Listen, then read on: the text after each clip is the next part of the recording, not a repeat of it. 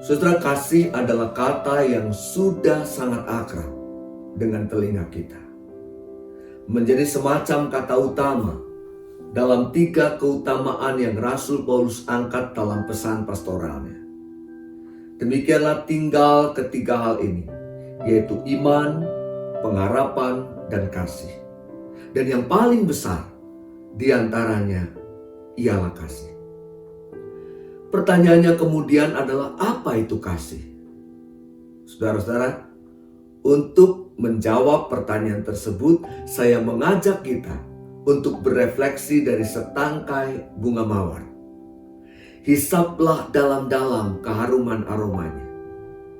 Ada semerbak lembut yang kita nikmati, dan siapapun orangnya yang menghirup aroma mawar akan menikmati wangi yang sama.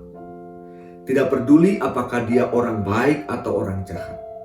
Tidak peduli apakah dia rohaniawan atau penjahat kambuhan.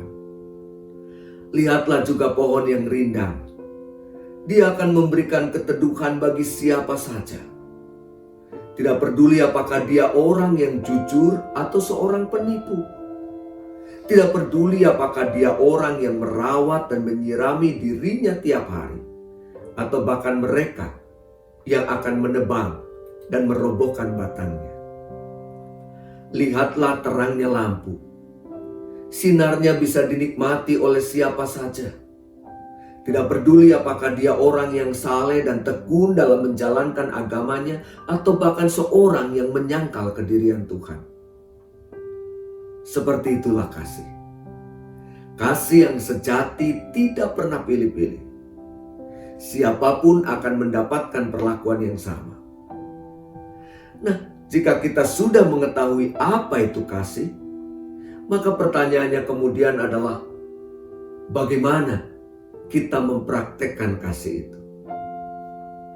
Saudara, apa yang akan kita lakukan jika kita berjalan lalu kita menjumpai ada batu yang sangat mungkin membuat orang lain tersandung? Siapapun itu. Kita sendiri saat itu tidak tersandung. Kita sendiri tidak terantuk batu tersebut. Apakah kita akan melewatinya begitu saja? Toh saya tidak mengalami kejadian apapun dengan batu itu. Atau kita menyempatkan diri untuk mengangkat, memindahkan batu tersebut ke tempat yang aman. Sehingga siapapun yang akan melintas tidak beresiko jatuh karena tersandung. Tidak peduli apakah yang akan melintas itu polisi atau seorang pencuri. Tidak peduli apakah yang melintas itu seorang penjahat atau malaikat. Yang jelas, dengan kita memindahkan batu tersebut, maka siapapun yang akan melintas terhindar dari bahaya jatuh. Atau pernahkah kita menyempatkan memungut paku di jalanan yang kita lewati demi untuk membuat kaki orang lain terhindar dari tertusuk paku tersebut? Entah itu orang yang kita kenal ataupun mereka yang tidak kita kenal. Entah itu saudara kita atau orang lain. Entah orang itu mengasihi kita atau bahkan membenci kita.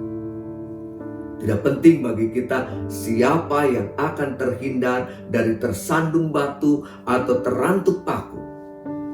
Tidak penting juga apakah tindakan kita dilihat dan dihargai oleh orang lain atau tidak. Kita hanya melakukan karena memang itulah yang sepatutnya kita lakukan. Kasih selalu membuat pelakunya menjadi pribadi yang murah hati, penuh perhatian, mudah memaafkan, dan selalu berusaha melakukan yang baik. Jika hal yang demikian yang kita lakukan kepada semua orang, maka orang lain pun akan merespon dengan cara yang sama. Jika hal itu secara konsisten kita lakukan, maka lama-kelamaan kita mendapati diri kita hidup dalam dunia yang dipenuhi cinta kasih, yang kita mulai dari diri kita.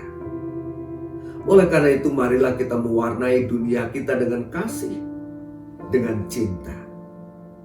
Ingat, Untuk mengubah seseorang dibutuhkan dua cara, yaitu dengan disakiti atau dengan dikasihi, dengan dibenci atau dengan dicintai. Namun bagaimanapun juga, pilihlah cara mengubah dengan kasih, dengan cinta. Selamat mempraktekkan kasih dan mulailah mengubah dunia dengan kasih. Tuhan Yesus memberkati setiap kita.